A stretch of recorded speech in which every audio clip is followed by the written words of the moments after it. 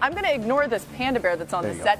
Hello, Hawk. How are you? I'm great. That's Adam Schefter, the ultimate gentleman. We've got Marcus Spears joining us today on NFL Live. And who are you, panda bear friend? It's good.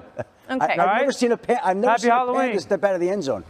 Well, today could be the day. Early. There's always a time. We're going to count this down as we get to the trade deadline. This means that all the trades that were going to happen today have officially happened, and we are here in NFL Live. We welcome you into the show as this is presented by Golden Corral, and so glad to have you here. We're going to get to all of the news today in just a moment.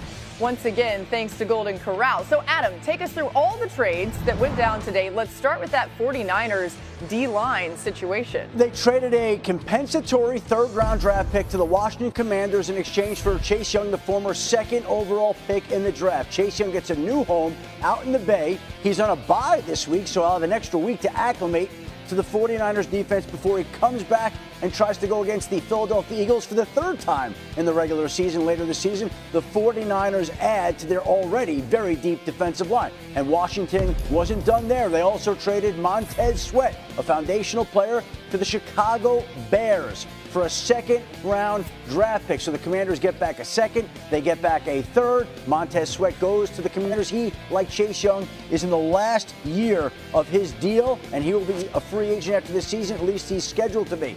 The Arizona Cardinals traded their quarterback Josh Dobbs to the Minnesota Vikings for a late-round pick swap. Now, the Vikings head coach Kevin O'Connell said today that rookie Jaron Hall will start on Sunday at Atlanta against the Falcons, but they'll bring along Josh Dobbs slowly, and he will be a part of this quarterback room that includes Nick Mullins and Jaron Hall. And the Detroit Lions also made a move trading with the Cleveland Browns for Donovan Peoples-Jones, somebody who had gotten less playing time in Cleveland, who may get a little bit more in Michigan, goes back to where he played college football. Cleveland receives a 2025 sixth-round pick, a small compensation for Detroit to get another wide receiver in there today. And also, the Buffalo Bills traded a fifth-round pick or a third-round pick in exchange for Rasul Douglas and a third-round pick. So they essentially traded 2 rounds to bolster their secondary. The Bills get back some more help. The Green Bay Packers give up a starting cornerback,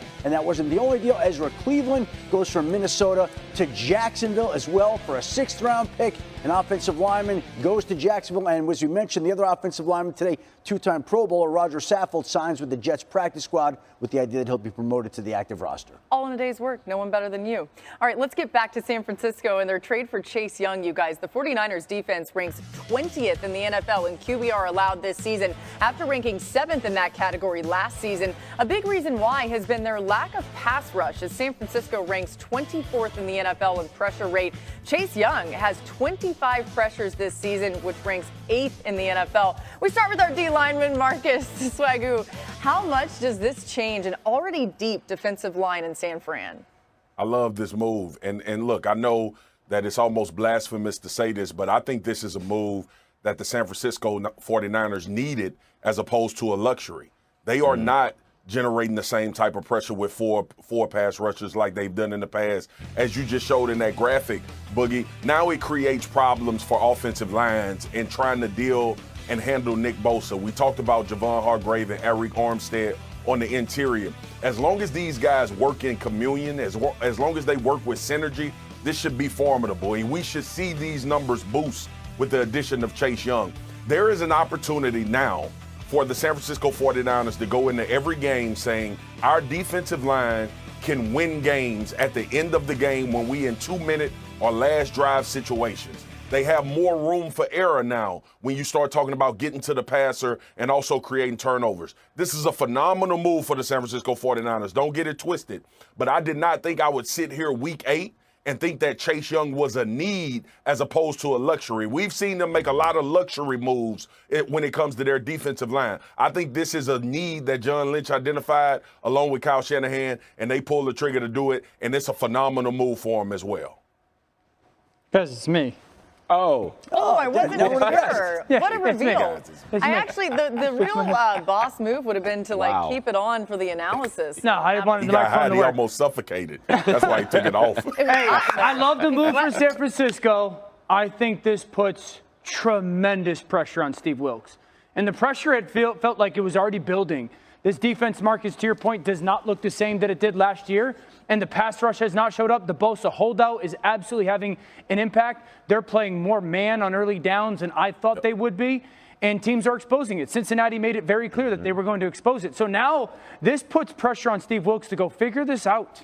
You're talking about a defensive line that's got first rounder. Huh. I mean, they are absolutely loaded at the defensive line. And Marcus, I've heard you say this for years with Chase Young. Will he rush together? You know, and you and I have been on this show for 3 years, and we've talked about how San Francisco in many ways does it the best. And I'm pretty sure Kyle Shanahan last week or 2 weeks ago said the biggest problem with the defense is the rush and the coverage are not tied together right now. Yep. So now they're bringing in a player that has had a little bit of that attached to his name. So it's an opportunity for him. It's pressure on Steve Wilks. And I completely agree with everything you both said, specifically around this being a necessity, because teams have started to show the blueprint that secondary is vulnerable if they don't get the pass rush that we're typically used to seeing from the 49ers and Bosa. And now you put Chase Young in there because it is the path of least resistance to bolster that back end. You give the quarterback even less time. When you watched them versus Cleveland, you watched them versus the Vikings. Last week, we talked about it going into the week against the Bengals, and it showed the same exact thing. There are holes in that secondary, and Chase Young helps fill that by giving the QB less time. Marcus, quick question. Can he be a part of a defensive line that is really good with games, those two-man games?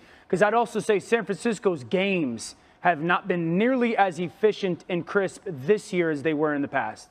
100% D.O. And some of his sacks have come off games this year. Chase Young sacks have come off games in Washington. The other thing you just said that I want to piggyback on, which is vitally important, and you and I talked about this a couple years ago with Washington. Remember when everybody started rushing for themselves as individuals? And we did a show, and I was like very critical of them not getting that same type of production.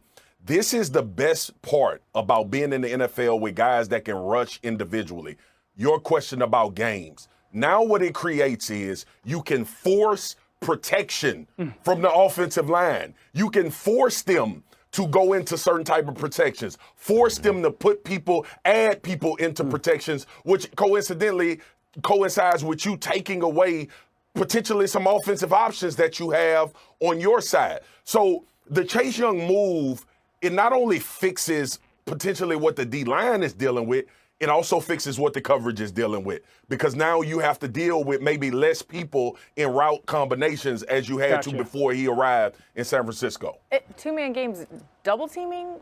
No, like when you get a defensive end and a defensive tackle, twists, or the internal stuff, or when they can get into a four-man rush package right now with Bosa on the field and Hargrave on the field and Armstead and now Chase Young. Those guys don't necessarily have to play any position. They could be all over the line. Positionless but dominant at their position. And be fresh.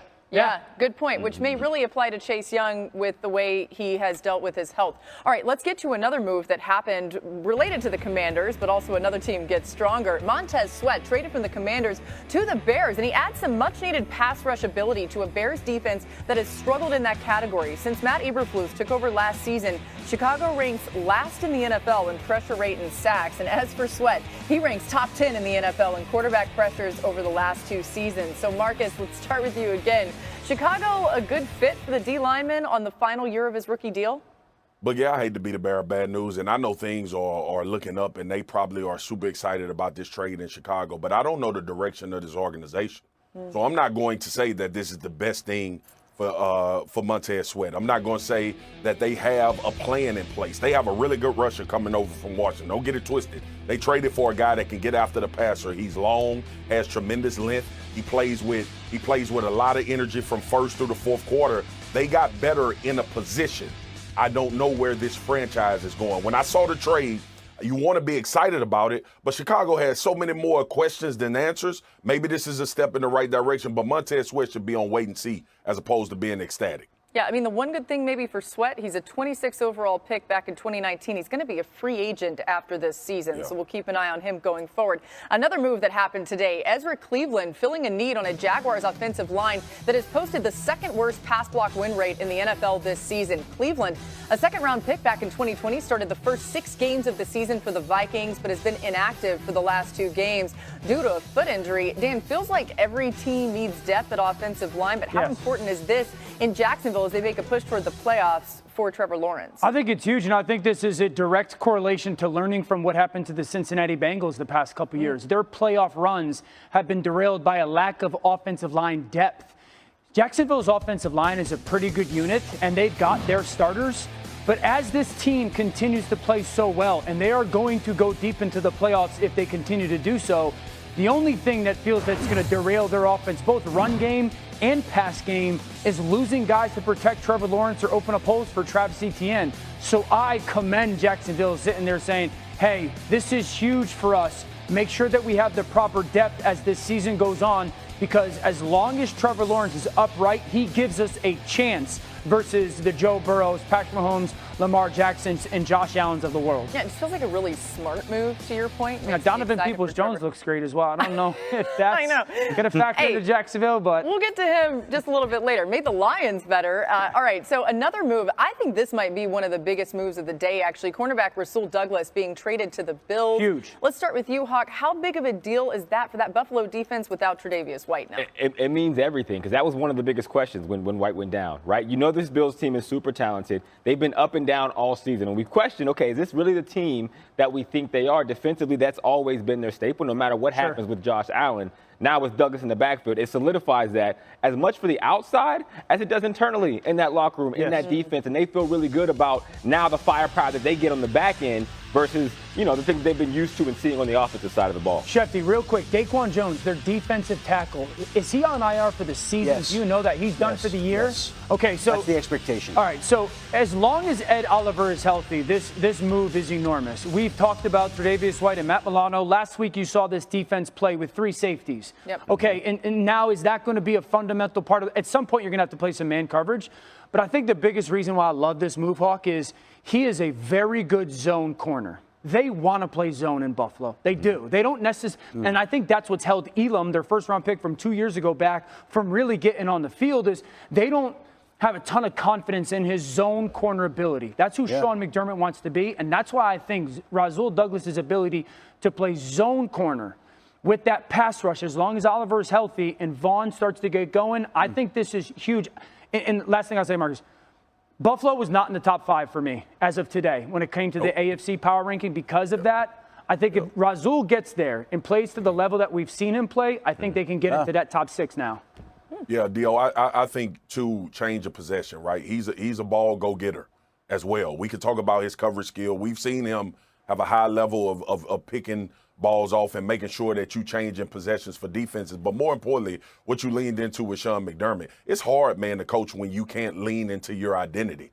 And you draft players, you build a roster out because you want guys to fit a certain mold so you can play at the highest level. That's why the conversation that we had about Matt Milano, I thought he was the guy in this defense that you could ill afford to lose. But to your point, this tremendously helps, and it reverberates throughout the whole defense. You talk about Ed Oliver and those pressures. Rasul is a very smart player. If you've ever talked to any of his coaches, he understands the game. He understands space. He understands situational football as well, which I think is vital when we start talking about teams that have a potential to either make a Super Bowl run or go into the playoffs. It's more about moments. It's more about having